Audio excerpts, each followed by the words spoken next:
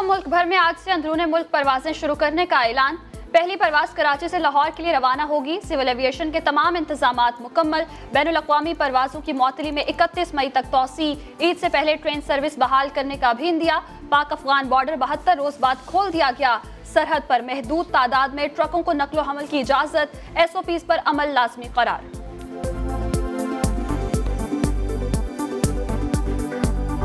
गाड़ियाँ बनाने वाली सनत और उनके शोरूम्स, मोटरसाइकिल्स बनाने वाली सनत और उनके शोरूम, और साइकिल बनाने वाले जो कारखाने हैं उनको भी हम पीर के रोज़ से खोलेंगे। हुकूमत का पीर से ऑटोमोबाइल इंडस्ट्री खोलने का ऐलान। शोरूम्स हफ्ते में 4 दिन खुलेंगे। पंजाब में पब्लिक ट्रांसपोर्ट भी खोल दी जाएगी। हजाम और सैलून्स भी खोल दिए जाएंगे। शॉपिंग मॉल्स खोलने का फैसला सूबों पर छोड़ दिया गया। KP हुकूमत का पब्लिक ट्रांसपोर्ट खोलने का ऐलान। हफ्ते में 4 दिन कारोबार खुले और 3 दिन बंद रखने का फैसला बरकरार। सिंध भर में कोरोना का फैलाव रोकने के लिए वबाई अमराज तरमीमी एक्ट नाफिजुल अमल। खिलाफ वर्जी पर सख्त जुर्माने होंगे। जुम्मा, हफ्ता और इतवार सख्त लॉकडाउन। तमाम मार्केट्स बंद। ग्रोसरी और दूध की दुकानें खुली रहेंगी। सिंध हुकूमत की पब्लिक ट्रांसपोर्ट खोलने की मुखालिफत। सईद गनी कहते हैं ट्रांसपोर्ट चली तो SOPs पर अमल दरामद मुश्किल हो जाएगा। अगर ट्रांसपोर्ट खुलती है तो उसमें SOPs पर अमल दरामद करना बहुत मुश्किल होगा। ये फैसला हुआ है, सूबे पंजाब ने किया है या सूबे कर रहे हैं, लेकिन हम ये करने से पहले इस बात को यकीनी बनाने की कोशिश करेंगे कि क्या हम इस काबिल होंगे कि हम SOPs पर अमल दरामद करा सकें। मुसलसल लॉकडाउन रखें। 15 करोड़ लोग मुतासर हैं आज पाकिस्तान में। तो मैं अपनी मेडिकल कम्युनिटी से पूछता हूँ कि मुझे ये बताएं कि हम इनका क्या करें। अगर हमने आज इन लोगों को रोजगार ना देना शुरू किया, भूख से मरने का हमें ज्यादा मसला बना हुआ। हमें वायरस के साथ ही रहना है, मजीद लॉकडाउन के मुतहम्मिल नहीं हो सकते। वज़ीर आज़म इमरान खान कहते हैं अभी मुल्क में कोरोना केसेस और बढ़ेंगे। रोज़गार ना दिया तो लोग भूख से मरेंगे। अमरीका और यूरोप ने हलाकतों के बावजूद ट्रांसपोर्ट और एयर ट्रैफिक बंद नहीं की तो हमने क्यों की हुई है। वज़ीर आज़म की सूबों से पब्लिक ट्रांसपोर्ट खोलने की भी अपील।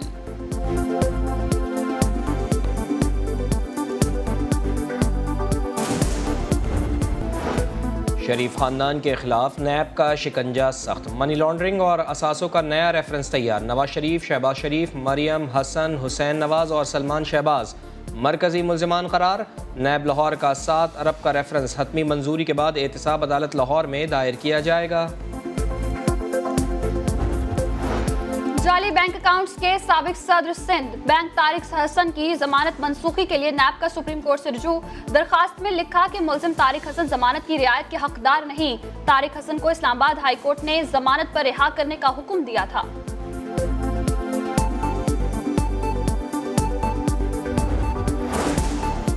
कराची में कल सूरज फिर आग बरसाएगा। महकमे मौसमियात की 17 मई को शहर में सख्त गर्मी की पेशगोई। पारा 42 डिग्री तक जाएगा। शहरी एहतियात करें, बिला ज़रूरत घर से ना निकलें। तिब्बी माहिरीन की हिदायत।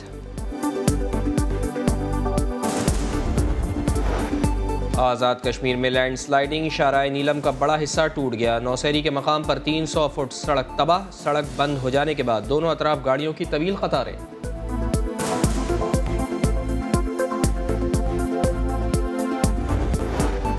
और क्रिकेट फैंस के लिए अच्छी खबर, पाकिस्तान के दौरा इंग्लैंड के लिए मामला तय पा गए। पाकिस्तानी टीम चार्टर तैयारी से इंग्लैंड पहुंचेंगी। अखराजात इंग्लिश बोर्ड उठाएगा। टेस्ट सीरीज का आगाज 5 अगस्त से होगा। सितंबर में T20 मैचेस भी खेले गए।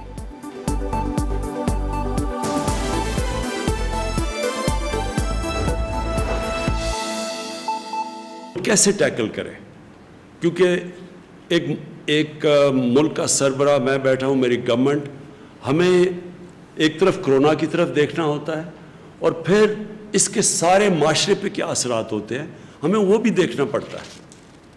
तो पहली चीज़ मैं आपको ये कहना चाहता हूँ कि अगर मुझे ये कोई यकीन दिलवा देता कि 1 महीना आप लॉकडाउन करें या 2 महीना लॉकडाउन करें, चले 3 महीने भी कर दें और उसके बाद कोरोना वायरस ख़त्म हो जाएगी, तो इससे बेहतर तो चीज़ कोई नहीं थी। हम किसी ना किसी तरह ही कर देते, 3 महीने की तैयारी कर लेते, जो भी मुल्क की रिसोर्सेज हैं वो लगा देते, अपने वॉलंटियर्स के ज़रिए खाना भी पहुंचा देते, कोशिश करते। लेकिन जो भी मेडिकल एक्सपर्ट्स दुनिया में बैठे हैं, साइंटिस्ट बैठे हैं, वो सारे एक ही बात कह रहे हैं कि इस साल तक तो کوئی ویکسین نہیں نظر آ رہی. یعنی اگر ہم نے اس کا علاج کرنا ہے کرونا وائرس کا تو ابھی تک تو کوئی علاج نہیں ہے. وہ تب علاج آئے گا جب ایک ویکسین نکلے گی. وہ اس کے اوپر ریسرچ ہو رہی ہے. لیکن سب یہ کہہ رہے ہیں کہ اس سال تک تو وہ ویکسین ہی نکلنے لگی. تو اگر اس سال تک ویکسین نہیں نکلنے لگی تو اس کا مطلب کہ کرونا وائرس کہیں جانے نہیں لگی. اگر ہم لاک ڈاؤن بھی کرتے ہیں تو اس سے کیا ہوگا؟ لاک ڈاؤن کا فائدہ یہ ہوتا ہے. کیوں لاک ڈاؤن کا؟ یہ بھی پھر سے میں لوگوں کو بار بار چیزیں کہتا ہوں. لاک ڈاؤن کا کیا فائدہ ہے؟ کیونکہ یہ وائرس بڑی تیزی سے پھیلتی ہے. جیسے لوگ جمع ہوتے ہیں، جب لوگ اکٹھے ہوں تو اس میں وائرس تیزی سے پھیلتی ہے. اس لیے ہر وہ چیز کریں جدھر لوگ جمع نہ ہوں. اس لیے جو اس کی آخری چیز ہے وہ لاک ڈاؤن ہے. لوگوں کو بند کر دیں، لوگ جمع نہیں ہوں گے، وائرس کا پھیلنا رک جائے گا. لیکن کیا وائرس ختم ہو جائے گی؟ اب دیکھ لیں دنیا میں جدھر لاک ڈاؤن ہے، ووہان پروونس جدھر چائنا نے سب سے کامیاب لاک ڈاؤن کیا تھا، ادھر بھی ایک سپائک آ گئی ہے، وائرس پھر سے آ گئی ہے. ساؤتھ کوریا جس نے لاک ڈاؤن کر کے فلیٹ کرو کر دی تھی، مطلب یہ کہ کوئی نئے کیسز نہیں آ رہے تھے، وہاں ایک دم پھر سے کیسز شروع ہو گئے، ایک اور سپائک آ گئی ہے. سنگاپور میں بھی یہی ہوا. ابھی جرمنی نے تھوڑا سا جب لاک ڈاؤن زیادہ کھولا تو ادھر بھی ایک نظر آ رہا ہے سپائک. تو اس کا مطلب کہ وائرس تو ہے، جب بھی لوگوں کو آپ موقع دیں گے ملنے کا وہ وائرس پھر سے واپس آ جائے گی. تو ہمیں اس وائرس کے ساتھ رہنا ہے. وہ کہتے ہیں کہ live with the وائرس. اس سال تو یہ ہم طے کر لیں کہ ہم پاکستانیوں نے باقی دنیا کی طرح بھی اس وائرس کے ساتھ گزارا کرنا ہے. اب دوسری چیز آ جائے، وہ کیسے کرنا ہے. کیا میں اب اپنی میڈیکل کمیونٹی سے بات کر رہا ہوں کہ کیا ہم یہ افورڈ کر سکتے ہیں پاکستان کے ہم لوگوں کو مسلسل لاک ڈاؤن رکھیں.